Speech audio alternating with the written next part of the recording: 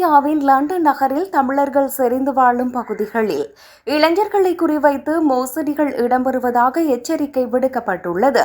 35 வயதுக்கு உட்பட்டவர்கள் மத்தியில் சாரதி பயிற்சி தொடர்பான ஆன்லைன் மோசடிகள் மிக மோசமாக அதிகரித்து வருவதாக முன்னணி வங்கியான நார்த்வெஸ்ட் எச்சரித்துள்ளது.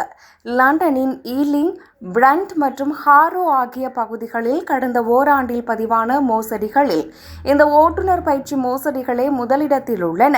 அதேவேளை 35 முதல் 65 வயதுக்குட்பட்ட நடுத்தர வயதுடையவர்கள் இசை நிகழ்ச்சிகளுக்கான போலி கச்சேரி டிக்கெட் மோசடிகளால் அதிகம் பாதிக்கப்பட்டுள்ளனர். இதுபோன்ற டிக்கெட் மோசடிகள் ஹில்லிங்டன் மற்றும் ஹவுன்ஸ்லோ ஆகிய பகுதிகளில் பெருமளவில் பதிவாகியுள்ளன.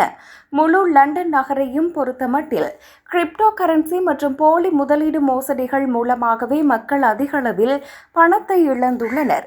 இருப்பினும் மொத்தமாக பதிவான மோசடி முறைப்பாடுகளில் 69% இந்த போலியான சாரதி பயிற்சி வகுப்புகள், கச்சேரி டிக்கெட்டுகள் மற்றும் போலி ஆன்லைன் ஷாப்பிங் போன்ற கொள்வனவு மோசடிகளாகும். தேசிய அளவில் இவ்வாறான கொள்வனவு மோசடிகளின் மதிப்பு 20% அதிகரித்துள்ளதாக பிரித்தானிய நிதி மோசடி அறிக்கை சுட்டிக்காட்டுகிறது.